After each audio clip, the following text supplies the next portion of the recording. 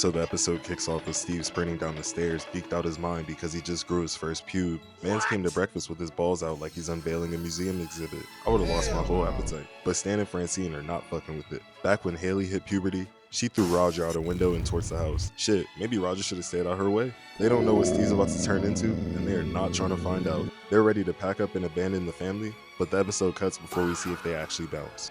With a single pube to his name, Steve is out here moving like Johnny Bravo. He asks out his crush Lisa with no hesitation, and she says yes to the mall and the school dance.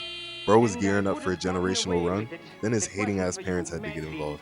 Francine's in the CIA lab trying to finesse an anti-aging serum out the scientists, but that shit is not working. She offers up her own underwear like she's handing out game worn merch to a fan, and this dude doesn't even flinch. But then she pulls out the brownies, and the other scientist goes crazy for them. And just like that, she's walking out with the serum. Bruh, the main scientist was like, he makes it difficult to negotiate. Like, how often do people come in here trying to barter for CIA shit? Anyways, Francine creeps into Steve's room later that night, syringe out, and the syringe gets stuck halfway in Steve's head, and his mom rams it in anyways. Ugh.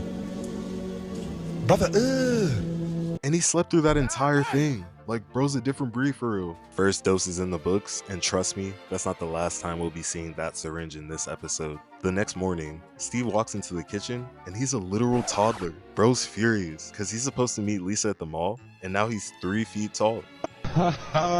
Francine admits it was her fault and offers to take Steve to the mall while Stan goes out and gets a reversal dose. At the mall, Lisa sees mini Steve and thinks he's playing a prank. Honestly, this looks like some shit that could have happened in Little Man. Anyways, his mom takes him back home and puts him to bed. So you can guess what's happening in Steve's room again. Stan sneaks in.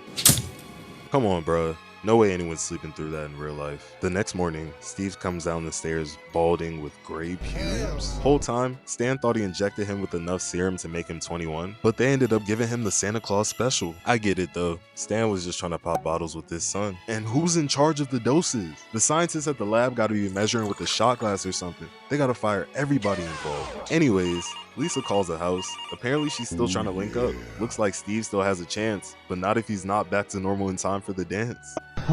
Stan leaves to get serum number 3, but Steve goes to meet up with Lisa, and he tells her he's a time traveler from 80 years in the future. Nigga must have woke up feeling like Steve Rogers. And low key, it could have worked. Could have, if he didn't immediately fall asleep in the booth like a dumbass. Lisa didn't stick around much longer after that. Francine finds him passed out and drags him home for round 3. Steve overhears his parents talking about how ass puberty is to go through, and he decides he's done. He got out of there quicker than Usain Bolt. Roger gives him a ride to the bus station, and Steve takes the bus all the way to a retirement home to check himself in. Hey, bro, come on now, dawg.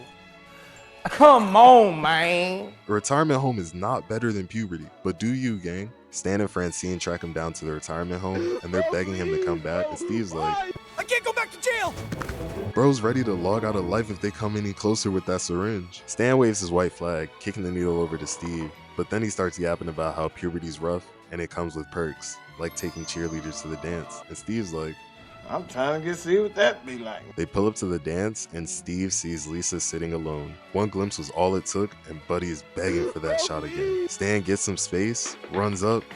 Bro, look how pressed his parents are to do that to him again. At least he's awake this time. The whole family needs therapy. Steve's a teenager again, and he finally gets to hit the dance floor with Lisa. Everything's going right. But then Roger comes out of nowhere and pantses him in front of the whole school. Turns out, the whole family forgot Roger's 1600th birthday was coming up, and I'm not gonna lie, that's fucked up. But Roger's get back was absolutely diabolical. How you gonna show my boys one pube to the whole school? Kids drag Steve past his girl, his parents, and go straight into the bathroom to give him a swirly.